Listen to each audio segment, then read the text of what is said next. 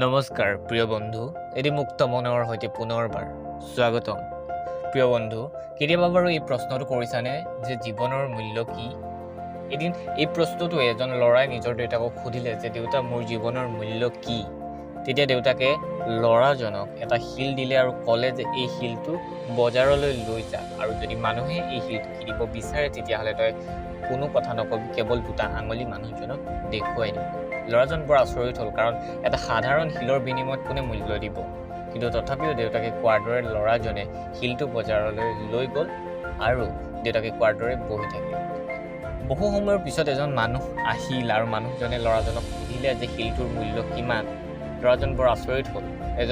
এটা সাধাৰণ শিলৰ বিনিময়ত এজন মানুহে মূল্য দিবলৈ ওলোৱাত ল'ৰাজন বৰ আচৰিত হ'ল। কিন্তু তথাপিও ল'ৰাজনে দেউতাকৰ কথা মানি দুটা আঙুলি দেউতাকে কোৱাৰ দৰে মানুহজনক দেখুৱালে। তেতিয়া মানুহজনে ক'লে যে 200 টকা, ঠিক আছে, এই শিলটো তুমি মোক দিয়া আৰু মই এই শিলটোৰ বিনিময়ত 200 টকা তোমাক দিম।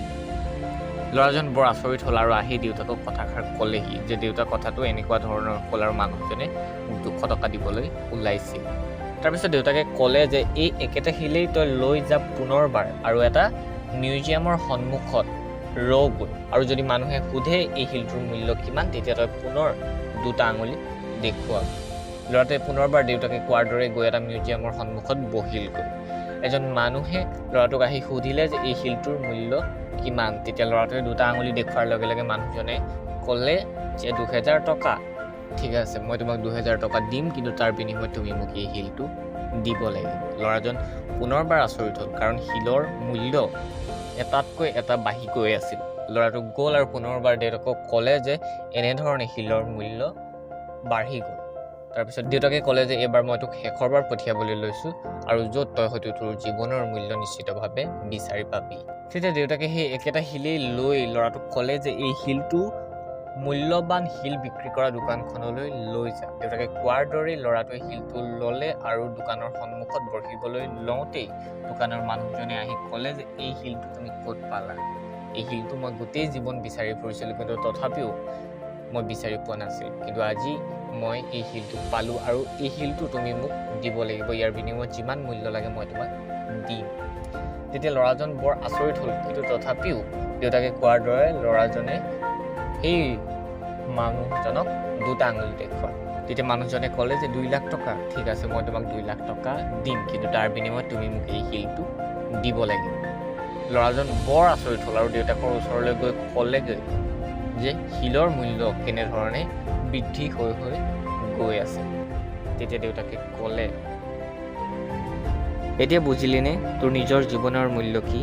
তোৰ জীৱনৰ মূল্য এইটো কথা নিৰ্ভৰ কৰে যে তই নিজকে ক'ত ৰাখ। হয়তো তই সেই বজাৰখনত ৰাখিব পাৰ, আৰু হয়তো তই সেই দোকানখনত ৰাখিব পাৰ য'ত তোৰ মূল্য আটাইতকৈ বেছি, নতুবা তই সেই ঠাইতো ৰাখিব পাৰ য'ত তোৰ মূল্য আটাইতকৈ কম।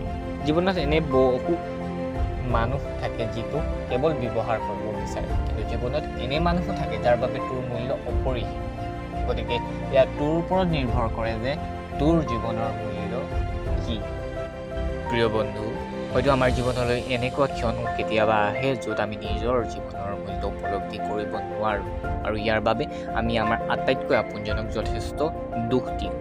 কিন্তু আশা কৰিছোঁ যে ইয়াৰ পাছত অন্ততঃ আমি নিজৰ জীৱনৰ মূল্য উপলব্ধি কৰিব পাৰিম, আৰু এটা কথা অনুভৱ কৰিব পাৰিম যে জীৱন যাৰেই নহওক ইয়াৰ মূল্য কিন্তু অপৰিসীম, মাত্ৰ অপেক্ষা সঠিক স্থানত ইয়াক মূল্যায়ন কৰাৰ।